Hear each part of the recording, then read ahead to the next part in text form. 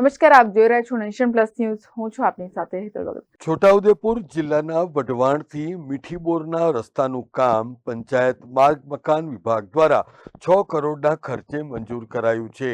તેમ છતાં 1 વર્ષથી આ રસ્તાનું કામ અત્યંત મંથર ગતિથી ચાલી રહ્યું છે.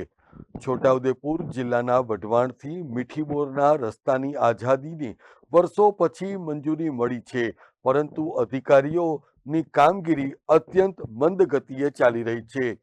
હાલ આ કામગીરી માટે ન તો ઇજનેર મુકાય છે, ન તો તંત્ર ધ્યાન આપી રહ્યું છે.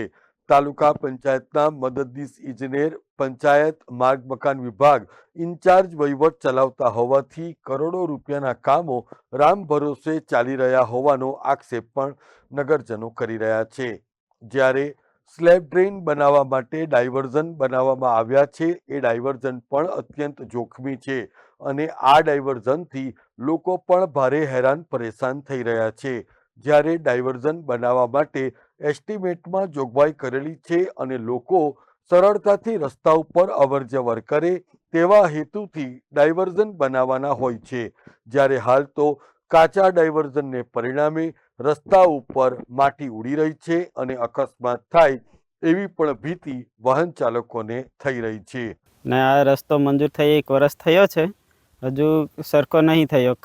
ડાયવર્ઝનો આપ્યા છે પણ બધા કાચા છે. થોડું વ્યવસ્થિત કરે એવી અમારી માંગણી છે. તકલીફ તો બહુ પડે છે. એ લોકો ઢાળવાળો રસ્તો છે એટલે એ બાજુથી ગાડીઓ આવે છે, કોઈક પડી જાય મરી જાય એની જવાબદારી કોણ લેશે, એ કેવું છે. પંચાયત માર્ગ મકાન વિભાગના અધિકારીઓ રસ્તાની મુલાકાત લેતા નથી અને આ રસ્તો 10 જેટલા ગામોને જોડતો હોવા છતાંય રસ્તા ઉપર અમુક જગ્યાઓ પર સ્લેબ ડ્રેન બની ગયા છે અને રસ્તાની સફાઈ કરીને લોકોને અવરજવરમાં રાહત રહે તેવી કામગીરી થઈ નથી રહી.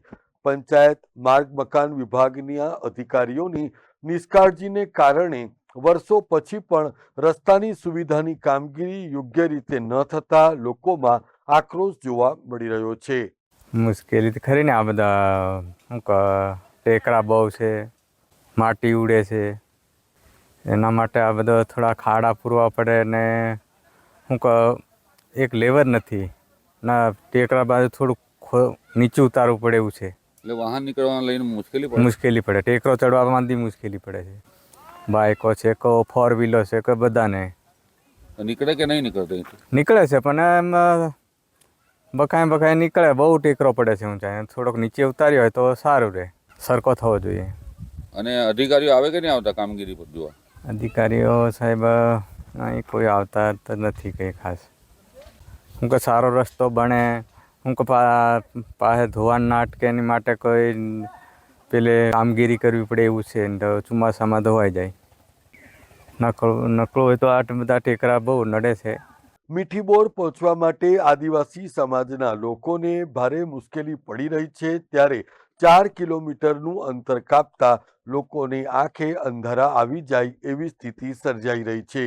તો વઢવાણથી મીઠીપુર રસ્તો તો અમારે તકલીફ ઘણી પડે. ચોમાસામાં વરસાદમાં આવવા જવામાં તકલીફ વધારે ને આમ ફરવા જાય ત્યારે ઝાઝું થાય અમારે ફરવાનું. ના હજુ કોઈ પેલે નહીં આવે, એનું પેલું જેમ પેલે કરે તો ચાલી રહે અમારે. તો પહેલા રસ્તાનું રિપેરિંગ કરવું જોઈએ. હા, કરવા જોઈએ ને.